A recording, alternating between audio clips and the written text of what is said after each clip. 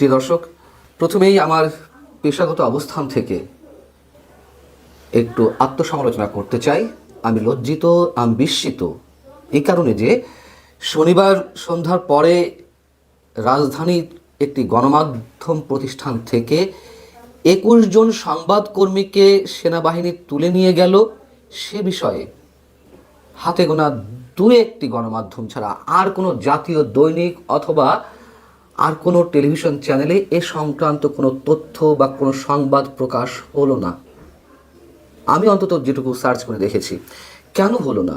এই যে বলা হয় যে রাষ্ট্র গণমাধ্যমের টুটি চেপে ধরেছে, গলা চেপে ধরেছে, আসলে কেন টুটি চেপে ধরার সুযোগ পায়?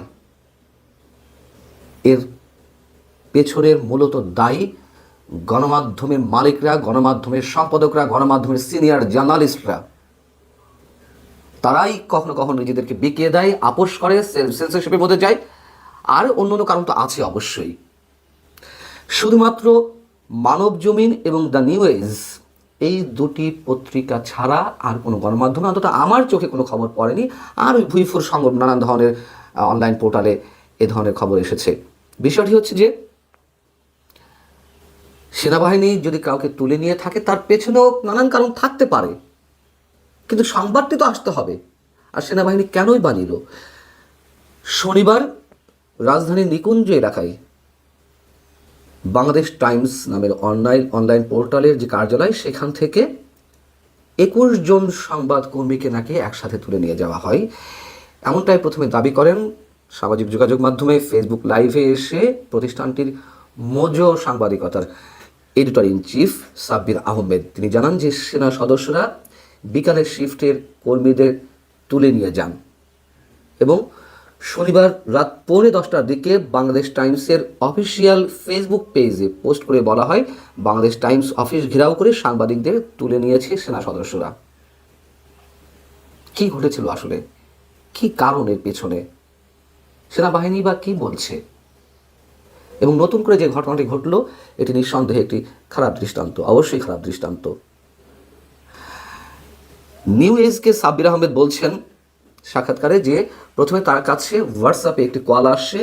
যিনি কল দিয়েছেন তার পরিচয় বলা হয় যে উত্তরা আর্মি ক্যাম্প থেকে তিনি কথা বলছেন। তাকে বলা হয় যে শুক্রবার ইনকলাব মঞ্চের বিক্ষোভ কর্মসূচি চলাকালীন সময়ে একজন বিক্ষোভকারীর বক্তব্য সম্প্রচার করা হয়েছে লাইভে, বাংলাদেশ টাইমসের ফেসবুক লাইভ বা ডিজিটাল প্ল্যাটফর্মে, যেখানে ওই ব্যক্তি সেনাবাহিনীর বিরুদ্ধে বিভিন্ন ধরনের কথা বলছিল, অপপ্রচার চলছিল।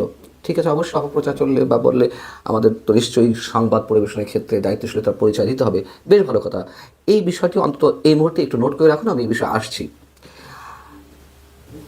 বাংলাদেশ টাইমসের আরেকজন সাংবাদিক তিনি মানবজমিনকে বলছেন, শুক্রবার দুপুরে রাজধানীর ইন্টারকন্টিনেন্টাল মোড়ে ইনকলাব মঞ্চের মুখপাত্র ওসমান হাদি হত্যাকাণ্ডের বিচারের দাবিতে চলা আন্দোলনের সময় আন্দোলনকারীদের একজন সেনাবাহিনীকে নিয়ে মন্তব্য করেন, যা প্রচার করে বাংলাদেশ টাইমস। এটিকে কেন্দ্র করেই হয়তো সাংবাদিকদের নেওয়া হয়ে থাকতে পারে। এবং মানবজমিনকে সেনা ক্যাম্পের দায়িত্বরত মেজর ফরাদ তিনি যে বক্তব্য দিয়েছেন, তিনি বলছেন যে আমরা জিজ্ঞাসাবাদের জন্য বাংলাদেশ টাইমসের কয়েকজন সংবাদকর্মীকে ক্যাম্পে নিয়ে এসেছি। জিজ্ঞাসাবাদ শেষে কয়েকজনকে ছেড়ে দেওয়া হয়েছে, এখনও কয়েকজনকে জিজ্ঞাসাবাদ চলছে, তাদেরকেও পর্যায়ক্রমে ছেড়ে দেওয়া হবে। মানবজমিন নিচে যেটি মন্তব্য করেছে যে কী কারণে তাদেরকে নিয়ে যাওয়া হয়েছে সেনা ক্যাম্পে, সেই প্রশ্নের জবাবে মেজর ফরহাদ বলেছেন যে এই বিষয়ে পরে জানানো হবে। এবং নিউ এজ যেটি আবার বলছে যে আন্তঃবাহিনী জনসংযোগ পরিদপ্তর আইএসপিআর থেকে জানানো হয়েছে, টাইমস অফ বাংলাদেশে একটি গুজব প্রচারকে কেন্দ্র করে প্রতিষ্ঠানটির সাংবাদিকদের সাথে আলোচনা করতে তাদেরকে চা এবং স্ন্যাক্সের দাওয়াত দেওয়া হয়েছিল। সব ঠিক আছে। প্রশ্ন হচ্ছে যে আলোচনা করতেই পারে, নানান ধরনের প্রশ্ন থাকতেই পারে, অবশ্যই থাকতে পারে, কিন্তু এইভাবে কেন? স্ন্যাক্স এবং চা খাওয়ার জন্য যদি দাওয়াত দেওয়া হয়ে থাকে, তাহলে সেই প্রতিষ্ঠানের, সংশ্লিষ্ট প্রতিষ্ঠানের যিনি দায়িত্বশীল ব্যক্তি, তার নেতৃত্বে অন্য সাংবাদিকরাও যেতে পারেন। কিন্তু প্রতিষ্ঠানে এসে কেন সেনা সদস্যরা সংবাদকর্মীদের তুলে নিয়ে যাবেন? এবং সবচেয়ে গুরুতর প্রশ্ন হচ্ছে যে আসলে কোন অভিযোগের ভিত্তিতে তাদেরকে তুলে নিয়ে যাওয়া হয়েছে। আইএসপিআর যেটি জানিয়েছে, যদি তাই হয়ে থাকে তাহলে যে ফোনটি দেওয়া হলো প্রথমে, সেই ফোনের মাধ্যমে সতর্ক করে দেওয়াটাই কি যথেষ্ট ছিল না? এভাবে বাংলাদেশ টাইমসের দাবি অনুযায়ী যে 21 জন সাংবাদিককে তুলে নিয়ে যাওয়া হলো সেনা ক্যাম্পে, গণমাধ্যমে সেই মেসেজটি উধাও হয়ে গেল, শুধুমাত্র 2-1টি গণমাধ্যম ছাড়া। এবং এই যে দীর্ঘ সময় বা অল্প সময়, 1 ঘন্টা হোক আর 3 ঘন্টা হোক, তারা যে যে সংবাদকর্মীরা সেনা ক্যাম্পে অবস্থান করছিলেন তাদের পরিবারের কাছে খবরটি চলে গেছে। সেই পরিবারের সদস্যরা কি পরিমাণ শ্বাসরুদ্ধকর অবস্থায় কাটিয়েছেন এই সময়টি, এর জবাবটি কে দিবেন? এবং নিঃসন্দেহে নির্বাচনের আগে এই ধরনের একটি দৃষ্টান্ত স্থাপিত হওয়ায় আমি নিশ্চিত অন্যান্য গণমাধ্যম কর্মীদের ভেতরে একটা আতঙ্কের সৃষ্টি হয়েছে। কিন্তু কেন এই ঘটনাটি ঘটতে দেওয়া হলো? সেনাবাহিনীর মধ্যেও কি বিশেষ কোনো চক্র সেনাবাহিনীকে বিতর্কিত করতে এই বিষয়টি ঘটিয়েছে? এইভাবে তো হওয়ার কথা না যে এতজন সংবাদকর্মীকে একসাথে তুলে নিয়ে যাওয়া হবে। আর সেনাবাহিনীর পক্ষ থেকে বা আইএসপিআর থেকে যেই বক্তব্যটি এসেছে আমাদের সামনে, আমি যেটি নোট করে রাখতে বলেছিলাম, ইনকলাব মঞ্চের বিক্ষোভ কর্মসূচি থেকে যদি কেউ সেনাবাহিনীর বিরুদ্ধে কথা বলে থাকে, সেটি প্রচারে যদি অপরাধ হয়ে থাকে, এই যে 18 মাস এই ইনকলাব মঞ্চের সহযোগী প্রতিষ্ঠান বা সমমনোভাবাপন্ন যে রাজনৈতিক দল এনসিপি সহ আরও বিভিন্ন রাজনৈতিক দলের নেতাকর্মীদের পক্ষ থেকে যে একের পর এক আক্রমণাত্মক বক্তব্য দেওয়া হয়ে আসছে, সেনা ক্যাম্প গুড়িয়ে দেওয়া হবে, ক্যান্টনমেন্ট ভেঙে ফেলা হবে, উড়িয়ে দেওয়া হবে, সেনাবাহিনীর সদস্যদের সম্পর্কে কুৎসার রটানো হলো, নানান ধরনের কুৎসিত মন্তব্য করা হলো সেনা প্রধান সম্পর্কে, তারই বিরুদ্ধে কেন আজ অবধি একটা ব্যবস্থা নেওয়া হয়নি? আরও বিভিন্ন পর্যায়ের মানুষরা তো এই বিষয়গুলো নিন্দা জানিয়ে আসছেন। পাশাপাশি আমি অসংখ্যবার, আপনারা সার্চ করে দেখুন, আমি অসংখ্যবার এই বিষয়গুলোর বিরুদ্ধে বলেছি সেনাবাহিনীর দুর্বলতা কোথায়, কেন সেনাবাহিনীর যে গার্ডস, যেই তাদের যে ভাবমূর্তি, এইগুলো কেন মাটির সাথে মিশিয়ে দেওয়ার সুযোগ করে দেওয়া হচ্ছে? সেনাবাহিনী তাদের কাউকে কিছু বলতে পারে না, যারা বলছে, যারা অপরাধী। আর প্রচার করাটাই সমস্যা, ধরে না প্রচার করার সমস্যা, কিন্তু তার আগে কিছু করা হয়নি কেন? আমি যুক্তির খাতে তর্কের খাতে বলছি যে প্রচার করাটা যদি সমস্যা হয়ে থাকে। এবং